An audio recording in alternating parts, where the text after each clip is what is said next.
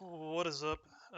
This is for Shona. This is going to be a video for Abom wing, contract wing, whatever you want to call it, same difference. Um, as of this recording, we've already done all the trash before Patchwerk. Obviously, we haven't done the trash right after Patchwerk, but it's super simple mobs. For completeness, I'm just going to quickly go over the trash, and then I'll get into the four bosses. So this first pull that we have is going to be 4 Patchwerk golems. Uh, these guys, they do a war stomp, kind of like the big three in BWL, the big Draconids. They also do a cleave that chains to you, and it's a casted cleave. So you'll probably see it happen here, but it's similar to Veil or Saffron's cleave, which usually you don't see, but if the dragon gets faced the wrong way, then it'll happen. Pretty much, if it hits someone like this pet is probably in a bad place right here. If it hits, it'll cleave off of me. This one dies, so you don't see it. I think we get it somewhere. But basically, you can hit the melee for a lot. So melee max range, stand at the very back center to avoid getting hit by the cleave. They also do like a small AoE poison. Doesn't do that much. But tanks will FAP here. What we're going to do next time as well is I don't want any DPS to FAP. I want to rotate FAPs. Like I don't want to be waiting 2 minutes between every pull. And now that I know for sure Freedom doesn't work on stuns, which apparently I guess everyone else knew but me, um, that's what we're gonna do. So that's the Patchwerk Golem. There's 4 of those. You just spread them out. Don't stack them. It'll be too much raid damage for hardcore. This Bile Retcher. This will pat into the room a little bit, and then we'll pull it. This guy does a frontal cone. He also does like an AOE knockup. So you definitely want to stand away from this if you don't. If you're not melee, don't stand next to it. As most mobs, but it's just like doubly so for this kind of guy. The sludge belch. So there's a couple paths. They can be kind of random too. I think they can be either a belcher or a retcher. Looks like we get double retcher here. So same difference. We just pull it by itself. Stand it away. Yeah, I don't think I see a knock up here. And you'll actually see this pull will be pretty scuffed because it's like I have 30 seconds on FAP. I don't want to wait. I kind of just want to go. Actually, I think Grob is about to spawn in slimes. Is that what happens? Yeah, he does. So Grob, you'll see how he's kind of up on the little pedestal up here on the top right. He'll throw down 3 slimes. Yes, he just did it. And we pick these up. Um, they honestly don't do much. We can kind of, I mean, they hit kind of hard. They melee hit kind of hard, and they do an AoE, this disease cloud. So 3 of them, I mean, that's 750 damage a tick in melee, which I mean, it can be a good amount, but I mean, we have priest in every group, so it shouldn't be too crazy. You just tank and spank these pretty much. You can spread them out if the raid is taking too much damage. But after these, we'll do, yeah, so there's that pat as well. But on the left and the right, there will be 2 Patchwerk golems with 1 Bile Retcher. So these will definitely be a little bit harder because usually, that means one of the things are going to be kept alive. So you're either going to see a knockup or a cleave. Just separate, just, same thing, like square, X, just along the wall. Skull can be wherever. We just don't want to put them in the same place, essentially. So let's see if we get a knockup here. We definitely do on the fucking scuffed ass pool where I say, hey, we don't need to FAP. Yeah, so even these, I don't like how close these are. Like, if we may get a cleave here. See, like, look at that, man. That's the cleave. See, like, and you can actually see the cast. There's a very short cast on it. Hold on. I think it's like half a second. I'm targeting square. I think square right there. See, and you can see the animation. So there is a cast to it, but I mean, I don't think you can like react to it. It's just something you gotta be in the right position. All right, you can see, hey, we just fapped here. I want to go again. Bad idea, but we're about to see why this is a bad idea. So we're going to pull these, get freedoms. They're not going to avoid the sense of boom. We're stunned. This is bad. Look at all these tanks, dude. Start to see some dummies come out. We're definitely going to see an AoE knockup. So this guy also does a frontal AoE, so you definitely want to stand behind him. But yeah, there is the AoE knockup, so all the melee are in the air. There's a cleave. You're separating things out. I like how people are getting to the back. But yeah, basically we'll just have Furies just FAP and tank these. They don't hit that hard. You just go D-stance, put on a shield, you'll be fine. It's just when the whole raid is stunned, it's not fine. Okay, so there's 2 pools like that. There's this Pat, which I think is another Belcher. Again, it can be random. And then 4 more Patchwerk golems. Grobbulus will spawn his slimes. I believe it's every 5 or so minutes. Yeah, so there's already 3 more spawns here. So you definitely want to make sure that you're not letting it spawn on top of you. And then there's the slime room, which we also fuck up again because there's a pat in here and we pull that. Um, I think you can pull the Pat. The Pat will come out of his room, I believe. Yeah, so I think I forget if we pull here because of a slime, because of social, or because of AoE.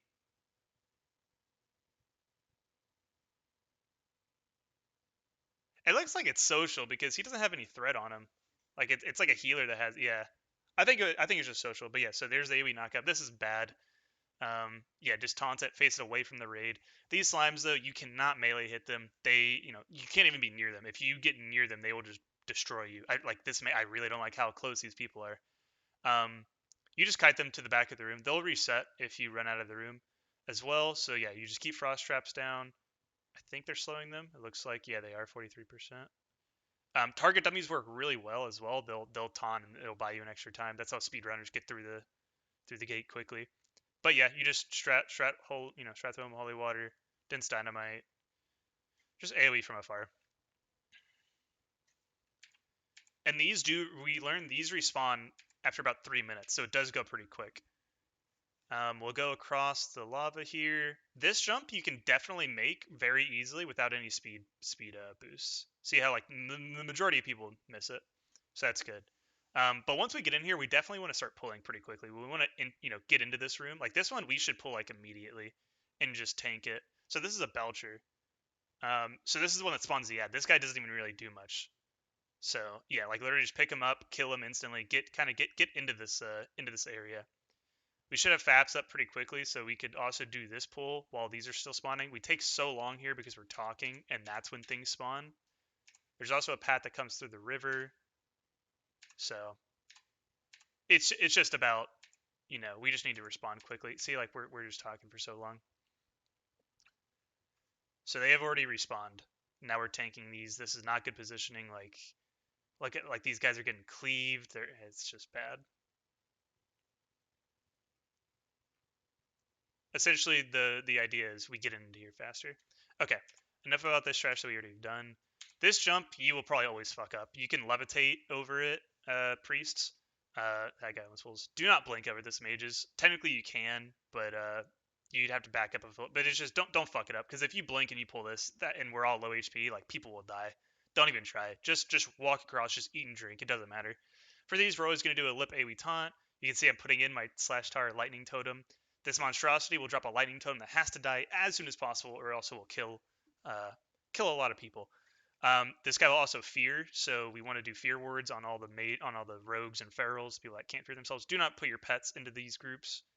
Definitely not with dash or anything. Think of it like strat undead, like they'll fear. Do not get your pet feared with sprint on. You just nuke the monstrosity, and then you can AoE down all these other guys. Focus the tall guys, the tall, what are these, like undead, and then the short gnomes. They'll do the AoE fear it is dispellable. So priest and pallies, y'all should be like looking like on your not on your raid frames, but on your in the game with your eyes. If you see any people running, that's who you should dispel first. All warriors should be able to break it, so it should only be rogues and ferals that need to dispel. Otherwise, they're also do like a AoE mana drain, or not, sorry, an AoE mind flay. It looks way scarier than it actually is. It does do some damage, but it's nothing crazy. So here we'll see. I think we may pull early here. We won't do the precast stuff anymore, because we found that it's just caused issues. I just don't even taunt that one. I hit it with my AoE taunt. You see, I'm AoE lip taunting, got all the ads, I'm sappering everything. Monstrosity dies immediately. All these ads, they don't do that much. Like, just any warrior can pick one up. If you see one loose, just any fury warrior, just go and grab it off a mage or healer, whatever. Okay, so we do this 5 times, 6 times. No, 5. And there's like a couple paths.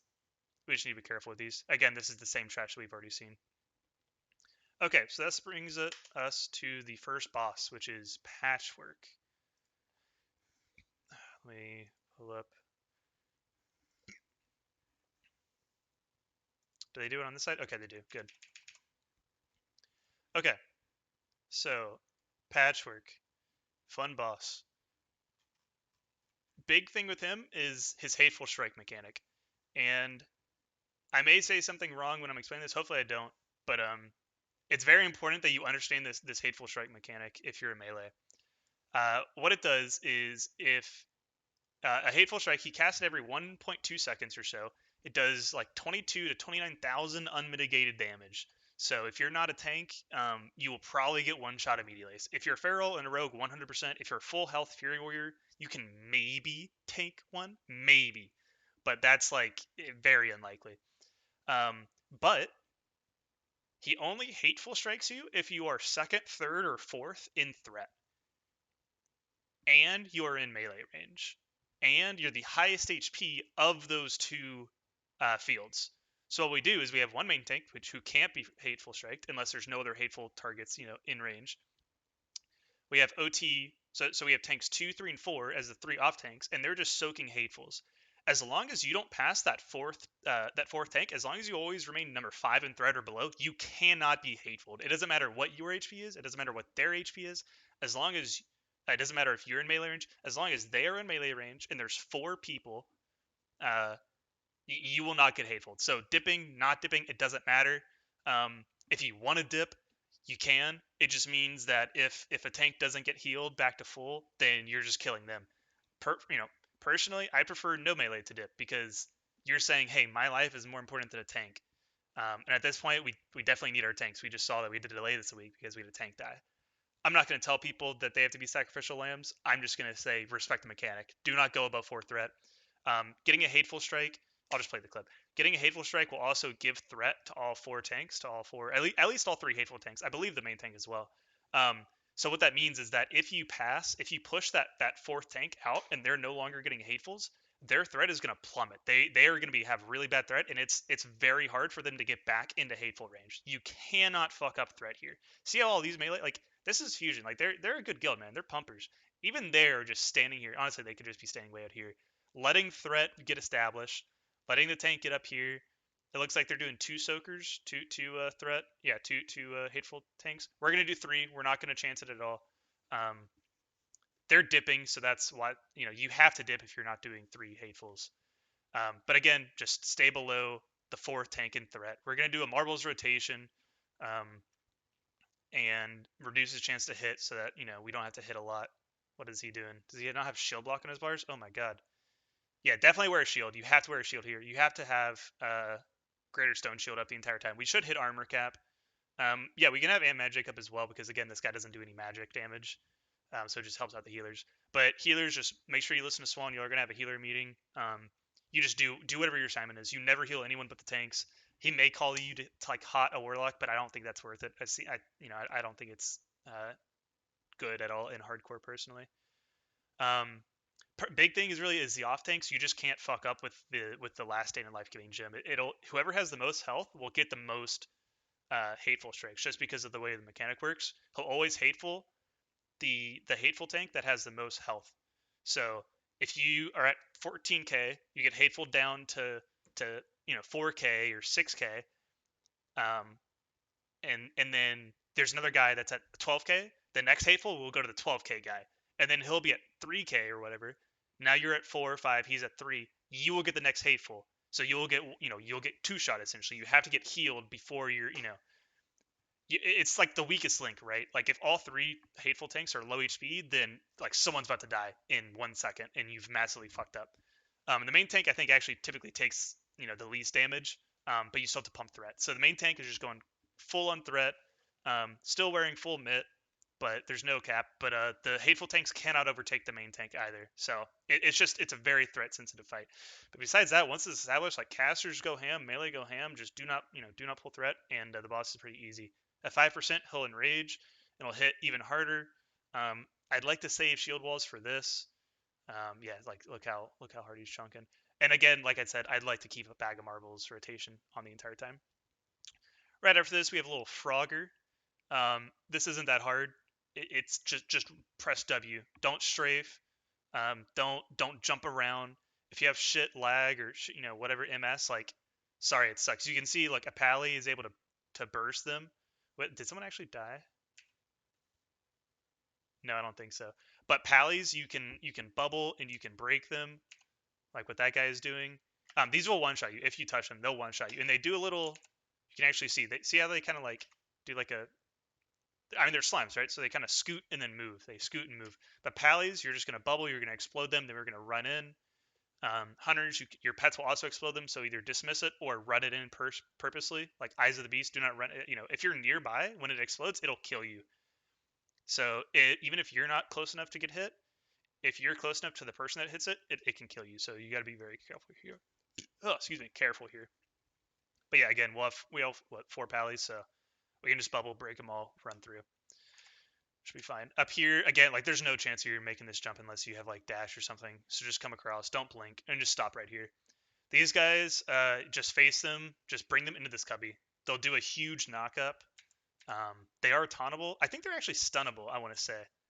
But yeah, you just bring them in the cubby. They'll do a huge knockup, and they will send you flying. So you tank them with under like a ceiling so that you don't lose too much damage. Yep, there it is. Yeah, so there's this convenient cubby. We'll just pull it all in there. These will have like a hunter pet pool, because like yeah, like he's going to pull them. But okay, good. They changed their mind. You don't want to be right back here by the slime pit, because yeah, you get knocked up, line of sight. Someone's about to get hit in the lava. They get low HP. Just put them in the cubby. It's simple. Okay. Next boss is Grobbulus. So Grobbulus, honestly, I think, oh yeah, see, oh look, he went way higher that time. Yeah, because out here it's a really high ceiling. So yeah, just tank everything back here. Again, I think it's stunnable. I think it's kickable actually. Yeah, like that slime bolt. Yeah, you can interrupt that. So just CC them. It's simple. It's free loot. Anyway, Grobbulus.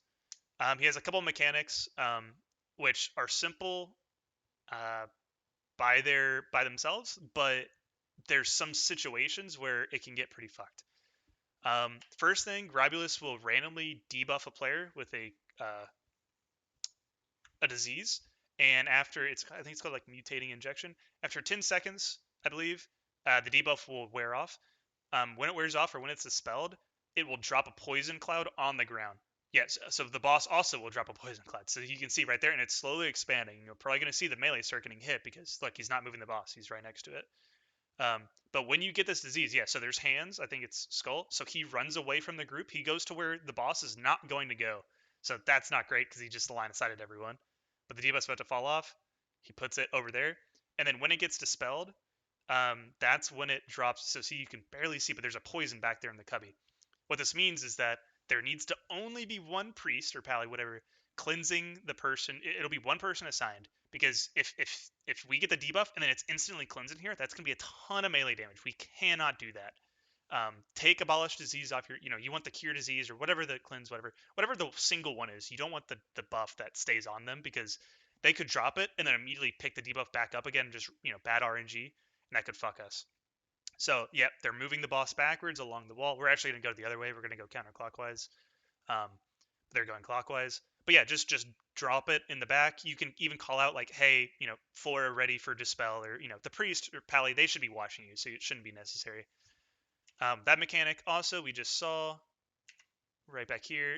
Oh no. So there's a mutating injection. Yep. So there's the fallout slime. So he also does a slime spray to everyone in front of him, and it does like, what is it, 4,000 damage? I think nature damage. Um, to anyone in front of him. For anyone that this hits, it spawns a slime, that fallout slime that you can see tanking right there. So like 1 or 2 people, nothing crazy. Like it's slow HP adds. If it hits 20 people or 40, like that can be a raid wipe immediately. It's extremely important that melee, you stay max melee range. You cannot get in front of the boss. I know, like I say this on Razor Gore because a lot of people like stand too close and then they get conflagged. I've seen that before. You cannot fuck this up. So many mechanics, like I said, so many mechanics are avoided by just standing max melee range. It's that simple. Just don't fuck it up. Let me get a drink of water. Like I said, yep, he'll also drop a poison cloud, which is the same thing as a debuff. It's the same thing that the debuff drops when you dispel it. So we're going to be moving the boss around the room. Biggest things is just moving the boss slowly. Like I don't like like he's jumping around. I don't like this. You want to be slowly S-keying, just slowly backing up the entire time, facing the boss away. The casters and healers are going to slowly move around the room with us. You just don't want to make any sudden movements, because you don't want the boss to sprint at you, catch up and then like run past you and then turn towards the raid and then spray the entire raid. It's a low chance, but I've seen it happen, and it's a raid wipe. So we can't have that happen. Also, if you get too far away from the boss, he'll slime stream you, which is like a very unknown spell. It just does like 4,500 damage over a few seconds.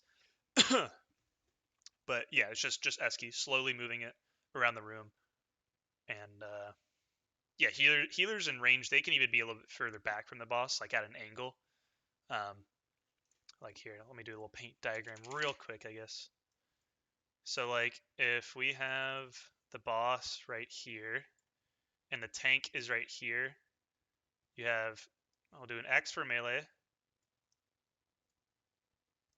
Big circle is the boss. This is the tank. Do a little shield. So like healers, you kind of want to be like back here, really, preferably. And what is it? Like a little bow for the ranged. It's an arrow. Because if this, if the boss, if we have to move, say around a corner this way, then the boss is going to be his angle is going to be, if this is his, it's going to be a little bit angled, right? So this angle is going to slowly rotate. So then it's like boom. Well, now we're in the wrong position. So healers and rangers, be smart with your positioning. Everything will look great until it's not, So just be careful. All right. Once we kill Grobbulus, we'll have a little pipe problem. Another, so much mechanics here. It's hard. Just don't fall off this pipe. And then in here, there's a second pipe, and there's a hole on the far left. Don't fall in that either. It's pretty simple. Just don't fall in it. This pipe will also do nature damage, so you can pre-pop a GNPP. It'll do nature damage as you run through. It's nothing crazy. It's just like, why start the fight with not full HP, But yep, so there's the hole on the left side. Just stay on the right. It's that simple. If someone fucks up, like, I'm going to be so pissed. Okay, now we have Gluth. And he'll auto-aggro as soon as you run in the room, so make sure a tank is the first in the room. Well, the tank is the first in the room, whoever's tanking it. Okay. So for Gluth, so he's a dog, and he has these things called zombie chows. The zombies that spawn. They're like, what do you give a dog? A treat. So treats essentially will spawn around the room. We're gonna have a pally G-box spamming to pick up aggro, to pick up global aggro on them. I also want a mage to be ready to Cone of Cold them. Oh, he's like putting in the wall. Interesting. Yeah. So this guy, he needs a trank. He's not getting tranked right now. It looks like. But he'll frenzy. Just make sure hunters trank it. I think it's every 10 seconds. So a 200 rotation is fine with a third as like a backup. But those zombies, you can't let them melee hit you. If they hit you, they'll do a stacking debuff. It'll really fucking hurt, and you'll die. You cannot tank them. So you have a pally G-box spamming to build a global threat. You have a mage, Frost Nova. Well, Frost Nova if it's safe to do so, like we know. If it's away from all the other mobs, you can do it. And Cone of Cold to slow them. You can also have a warrior out there, Piercing Howl. You can see they do some bop tech, which we may do. I need to think about it a little bit more. But I kind of like it. So, like Fankris in AQ40, he does a stacking 10% healing reduction debuff. And the boss is not tauntable. And I think he applies it like every... Oh, it's 14 seconds, but he applies it every 10 seconds. So what they do is... And the boss is not tauntable, like I said. So what they do is they bop the main target, the main tank, so it goes to second on threat, so it's hitting... Kazakh maybe lipped, but it's hitting a Ramaki right now. And then he lets his debuffs fall off, and then he clicks off Bop, and he takes it back. Well, actually, I think you can just do it immediately. As soon as the debuff goes out, that's when you can take off Bop, really. Yeah, so he sees it goes out, boom, he has third again, reset threat. Easy as pie. He also has a fear every 20 seconds, just like Nefarian. Like, you can max range it, so no range to get hit by the fear. There it is.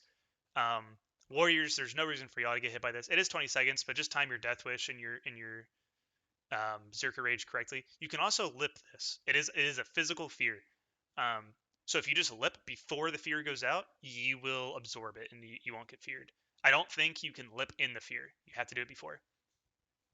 You just saw a call out. It said Decimate soon. So Decimate is really the big mechanic of this fight. Do they even see it? We shouldn't see a Decimate. Oh, I think they're just like waiting for it. Oh, that's so weird. I guess this is a progression kill. I think they stopped for it. This would actually be really good for us. But basically what will happen is everyone in the raid will go down to 5% HP. You have to instantly heal the tank back up because he's still healing the... Yeah, so there's the death. Look at it. He's at 600. He instantly pops the potion and everything, and they need to get like a lay on hands or something on them. But all these zombie chow, look, they're running towards the boss now. They also all go down to 5% HP. So they go down to like 3k. I think originally they have 3 times 20. I don't know, 60k. So again, they're not tankable, they're not killable until the decimate happens. Again, we shouldn't see this mechanic, so I'm hoping this is just useless discussion. But what happens is he decimates the raid, everyone goes on 5%, including the ads. All the ads will then ignore their threat and they will start fixating on Gluth and run to him. If they get close enough, Gluth will charge at the mob, eat it, and heal for 5%, like Lethon with his ads. So we cannot let decimate happen. If it does happen, we need to instantly lay on hands the tank, pop a shield wall, whatever. And kill all the ads before they reach the boss. Again, we should kill the boss before a decimate happens. Okay.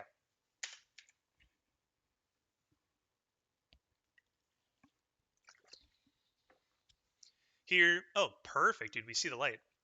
We see the path. So here, there will be paths that come across. If you stay in the middle, you don't pull anything.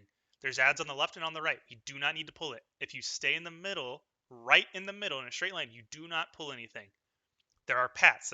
There's 2 paths of these chargers and the so this charger is like the thing from Death Nightwing where they do like a stacking debuff, and then these mages on the side are the 2 skeletal guys that do like Frost Nova, Arcane Explosion, all that big AoE damage. We do not want to pull these. Pretty much it'll be green light, red light. If I say green light, then hey, that means you're safe to walk in a very straight line together. Red light, hey, stop, don't fucking move, just stack up, we'll go together. So you hit a red light. He doesn't really look at. We get a little camera peek, but you should definitely be looking more. But yeah, we'll go through and check. Okay, now we're in Thaddius' room. So you can go left and right side. So there's a phase 1 and a phase 2 to this. Phase 1, there will be 2 ads on the left and the right. Left side, I believe, is... Yeah, left side is Stalag. Yep. And right side is Fugan. Fugan will have more melee on this side because Fugan does like a melee, or sorry, a AoE mana burn to everybody nearby. So naturally you prefer less mana people on the right side. And then we'll have all the hunters, warlocks, mages, and a couple pumper DPS, melee DPS on the left side. These need to die at the same time. Oh my god, I got the hiccups. These have to die at the same time. They're like ZG Spider Tiger Boss. If they don't die at the same time, I'm actually not sure what happens. I assume they just res and you have to redo it. But let's not do that. They also have... Oh, perfect. Yeah, we have the tank. Oh, hold on. I want to show it a little bit earlier. They also do a melee AoE War Stomp. It doesn't stun you. It just does some damage to everyone in melee. You want to tank these near where they're standing because look, they're like powered right now by electricity. That's like this whole fight. If you pull them too far from the source, they'll like enrage, I think, right?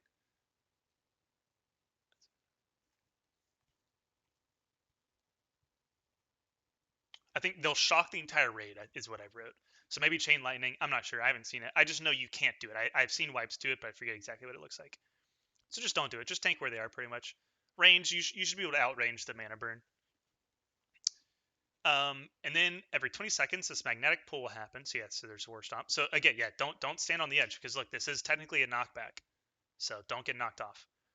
And then this magnetic pull happens. So the 2 top threat, so the 2 tanks, ideally, will get thrown to the other side. You need to target this new mob, and you need to taunt it. He doesn't taunt it, which I guess technically is fine, but I've also seen it bug out. So just taunt it, pick up, make sure your threat is very established, and then just tank it, where the other guy had it. It should be fine. This left guy, he does hit really hard. Every hit that he lands will be a crushing. So make sure you have a shield on. Make sure you're shield blocking. See, that was really... I don't like that. Like, tank him in the middle because the jump almost didn't work. So just tank him more in the middle because I think they swap sides completely, like exactly wherever you are. Again, these have to die at the same time, so if we call for one side to, let up, just stop hitting it. This isn't a parse fight. I know it'll look fun. You'll see big numbers. Here we go, another jump. The 3rd time this wing. Do not fuck this jump up. You can slow fall if you want. You can speed item. Whatever. You shouldn't fuck it up. You can noggin fogger to get slow fall. If you do fall, This this lava, it won't kill you. It's just like the same lava that we've seen. It'll just take you to low health or reduce your max HP. You just run to the center on the minimap in the top right. There's a little ramp here. You can just stand there and just sit out for the fight. You do not rejoin the fight if you fall. Okay, so everybody runs into the middle. The tank should be running over here to stand behind him. Let's see if he does. Again, this is like the first clear, so the strats are like P server strats. They don't know everything yet. And we have no polarity shift yet. So this is kind of just like it's like 10 seconds or so just free killing the boss. Again, we'll have the boss turned right away so you aren't parry hasting and everything. Then we have a polarity shift. God. This polarity shift will evenly divide the raid into positives and negatives, or pluses and minuses, or blues and reds. Okay? Positives will go to the right side. Negatives will go to the left side. What is he? Oh my god. Dude, this is a red right guild. Okay. This is backwards from what we're doing. Please, again, listen. This is backwards. They had negative. We will go to the left side. Everything will be facing towards the boss. It'll make it very clear. But the overall mechanic stays the same. Half the raid gets a negative debuff. Half the raid gets a positive debuff. You can see it here in the raid frames. You cannot be stacked next to someone with a oppositely charged debuff. If you are negative, you need to stand next to the other half of negatives. Every 5 seconds or so, you'll send out a pulse, and it'll deal 2,000 damage to anyone nearby that has a different charge than you. And that's for every 40, all 40 people. So you will hit someone for 2k if they're negative and you're positive, and that negative person will hit you for 2k. 1 or 2 people, it's fine. If you have like 4 or 5 people, you're dead. If you're in the wrong stack, you're instantly dead. You don't kill anyone. You'll deal 2,000 damage to every single person, but it's only 2k. But those 20 people will deal 2,000 damage each to you. That'll do 20k. You can't do it. Do not fuck this up. This is like the one mechanic of this fight. Negatives left, positives right. We'll put in raid warning. We'll put in raid chat. I promise you we'll be saying it. Just do not fuck this up. You do need to max melee range. The tank, so he's on the right side here. These melee, make sure you're backing up a little bit because the tank, you can get hit by the tank here. I don't think it's happening here. We're not seeing any numbers, but I have seen it in some kill videos where melee are too close to the boss. The tank can only go so far. This hunter, it's fine. You can shoot from here. This is fine. And again, on the bright side though, if you're next to people with the same charge, you do more damage. For every person nearby with the same charge, you do 10% more damage. So this is 190% more damage. So the threat and everything, this ignite, they're gonna be pumping. You can see how the boss little moved around. Yeah, so everyone needs to move back. So just be wary. It's very look how far. Sorry, look how far these melee are hitting the boss. It's a huge model. They're still hitting it from here. Okay, casting polarity shift. It's every 30 seconds. They're saying, okay, boom. This guy, his color did not change. He was red before. He's red after. He does not move. Everyone else should just run straight through the boss. There's a little low period of a grace period, like in Cthulhu's room. After when I run in and there's no eye beams, there's a grace period. As soon as the cast goes out, you are swapping sides if your debuff changed. You don't wait for an ignite. You don't wait for a fireball. You have a good ignite going. You don't wait for an aim shot. You immediately fucking run through the boss. Don't cheetah. I died to that last week on my hunter. You'll still get dazed because there is a chain lightning that's going through the raid. The next polarity shift. Let's see. Does he get? So he gets positive. He runs straight through the boss. If the tank has to change sides, he'll probably have to. The boss will move, obviously, right? Most likely. So again, just update your position. Just don't be bad. That's pretty much the fight, honestly, at this point.